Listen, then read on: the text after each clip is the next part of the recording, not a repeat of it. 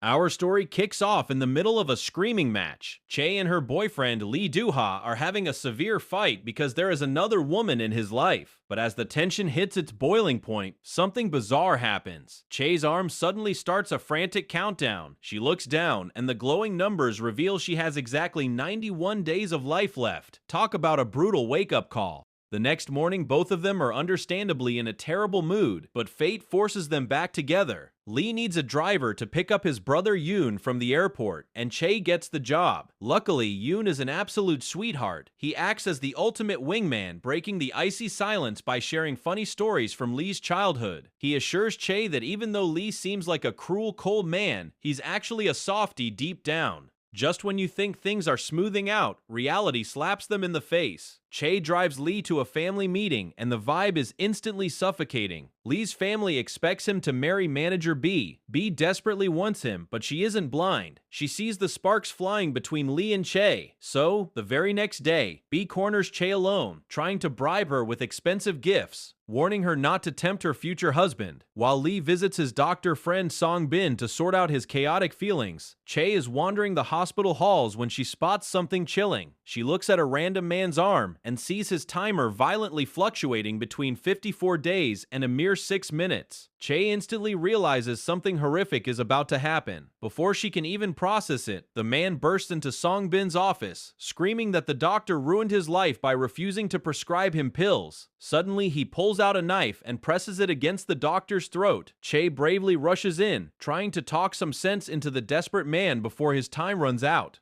But he snaps, lunging at her with the blade. In a split-second act of pure instinct, Lee throws his own body in the way, taking the knife hit for her. Talk about a massive romantic sacrifice. While Lee is recovering, Che decides it's time for total honesty. She tells him the wild truth about her ability to see people's death clocks. But then comes the real kicker. She confesses that she has been using him to stay alive because whenever she is near him, her countdown completely freezes. How would you react if someone told you that you were their literal human battery? Lee's response? He pulls her in for a passionate kiss. And right then, Che's timer actually starts adding valuable life minutes back into her remaining 87 days. Wanting to show him her world, Che guides Lee on a very unconventional date through the hospital. She spots an old man begging for a taste of chocolate and immediately helps him get it, explaining to Lee that the man only has a day and a half left to live. This is her life now, helping people fulfill their final wishes. Touched by her selflessness, Lee instructs his assistant, Park Jin, to check on the old man, only to learn the next day that the man has indeed passed away. Lee is officially a believer. He cancels his wedding with B, telling her he loves someone else.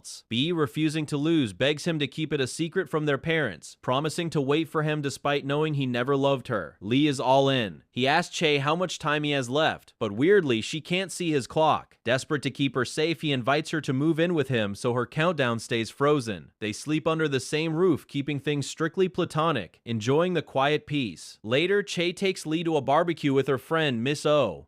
As Che discusses how she learned to live with her curse, a massive secret drops. Miss O can see the timers too, and what she sees leaves her breathless. Lee has 61 years of life left, while Che is sitting on a meager 86 days. The next morning, Che wakes up to find she has miraculously gained 8 hours of life, wondering if physical contact with Lee is the secret key. But while they are celebrating, B is in the shadows plotting absolute ruin. B tries to sabotage Lee's business partnerships and even attempts to wreck Che's musical audition by bribing the director and Che's mother. But Lee isn't having it. He boldly takes Che by the hand in public, refusing to let her go. Everything seems perfect until the day of the audition role distribution. During a break, Lee and Che take a walk and stumble upon a woman who makes Lee completely freeze. Instantly, Che's timer starts aggressively counting down again. The woman is June, Lee's legendary first love, brought in by B to play the lead role. B later smugly informs Che that June broke Lee's heart so badly he will never get over her. Dejected, Che returns home, her clock ticking away, only to face another emotional sledgehammer. She runs into Lee's Lee's brother Yoon and spots his timer. He has only 29 days left to live. Yoon begs Chae to keep his terminal illness a secret, but a heartbreaking flashback reminds Chae of how terrifying it is to watch your own clock run out. She tells Lee the truth. Devastated, Lee begs Chae to use her powers to stop his brother's clock, but she gently explains they can't stop death. They can only make his remaining days beautiful. They cook a final breakfast together, and Yoon tries to mend fences with their cold father, demanding a family photo. His father cruelly rejects him, but that night, the two brothers sleep in the same bed, finally sharing the closeness they were denied as kids. Within moments, Yoon peacefully passes away. In a bittersweet finale, the family finally takes that photo, holding a space open for the brother they lost. But the universe wasn't done tormenting Chae. One morning, as she reaches up to fix Lee's messy shirt collar, her eyes widen in absolute horror. For the first time, she sees both of their timers simultaneously. Lee's clock is on his neck, and it's rapidly ticking backward. The terrifying truth hits her like a train. Her countdown isn't just freezing, she is actively draining Lee's life force to extend her own. Every second she lives is a second stolen from the man she loves. Terrified of killing him, Chae packs her bags and flees, lying that she is staying with her family. Lee, confused and heartbroken, bumps into June, who hints at a dark secret involving Lee's father forcing her away years ago. Meanwhile, B throws an incredibly toxic breakfast, telling Chae and June that they are just Lee's past and present, but she is his permanent future. Driven by love and defiance, Chae goes back to Lee for one final perfect date. They share a movie, a passionate kiss, and as Lee falls asleep on her knees, Chae weeps, paralyzed by the guilt of loving him.